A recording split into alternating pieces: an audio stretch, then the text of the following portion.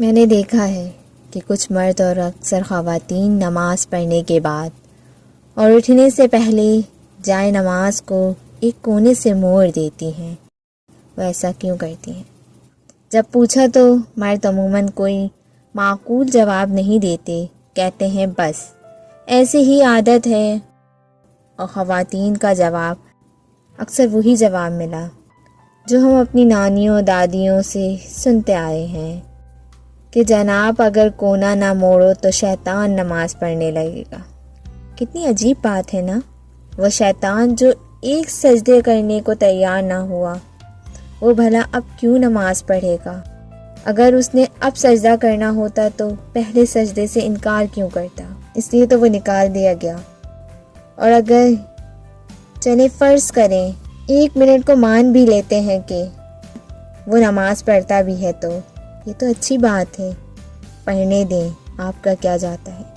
دوستو، اللہ تعالیٰ فرماتے ہیں، اے ایمان والو، بدگمراہیوں سے بچو، لیکن مانو کہ بعض بدگمانیاں گناہ ہیں۔ سورہ حاجات۔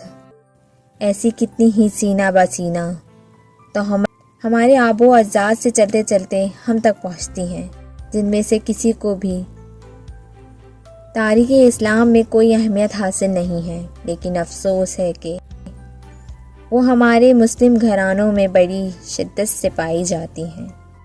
مثلا رات کو جھاڑو نہ دو، گھر خالی ہو جائے گا، کھیجی خالی نہ چڑھاؤ، جھگڑا ہوگا، خالی جھولا نہ جھلاؤ، بچہ نہیں ہوگا، یا نومولود بچے کو نقصان ہوگا، جھاڑو سے نہ مارو، سوکھے کی بیماری ہو جائے گی، چوکھٹ پر بیٹھ کر کھانا نہ کھاؤ، مخروس ہو جاؤ گے، وغیرہ وغیرہ۔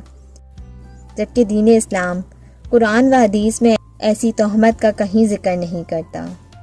اللہ کے لیے اپنے گھروں کو دین محمد صلی اللہ علیہ وآلہ وسلم کی تعلیم سے آراستہ کیجیے، نہ کہ دقیانوسی اپنا کر خواہ بخواہ اپنی زندگی کو مشکل بنائیں۔ جزاک اللہ۔